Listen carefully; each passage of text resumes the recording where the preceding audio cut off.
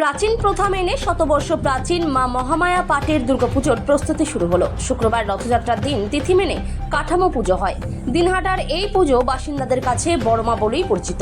এবছর এই পুজো 134তম বর্ষ বলে মহামায়া পাট মন্দির কমিটির মানিক বৈদ্য, নির্মল দেবনাথ, বিভুরঞ্জন সাহা, দিলীপ রায়, দিলীপ দে, সুবীর সাহা, সুবীর দত্ত, শিখা নন্দী জানান।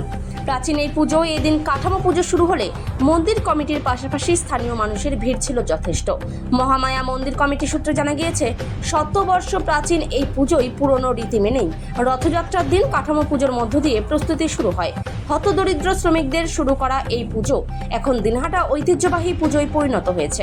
শুরুতে পাথরের পুজো শুরু হলেও ধীরে ধীরে মন্দির গড়ে ওঠে।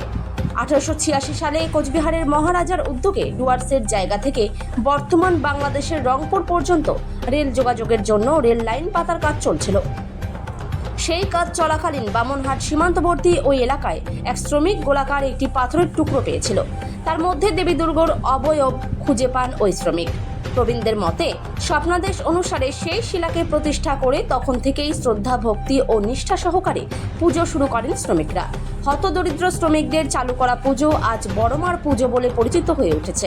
দিনহাটা মহকুমার বাসিন্দাদের কাছে বড়মা বলেই পরিচিত শতবর্ষ প্রাচীন মা মহামায়া পাটের দুর্গাপুজো। পাট মন্দিরের সার্বজনীন দুর্গাপূজা কমিটির আজকের কাঠামো পূজা হলো। আর রথযাত্রার দিন আমাদের এই বছর 135তম বর্ষ। এই বর্ষ আজকে থেকে আমাদের মাটির কাজ এবং মায়ের মূর্তি গড়ার কাজ শুরু হবে এবং আগামী দিনে দিনারা সকল মানুষ এবং আমরা যাতে মায়ের কৃপায় সবাই ভালো থাকে এই কামনা করে আমার কথা। আমার নাম নির্মল দেবনাথ। আমাদের মা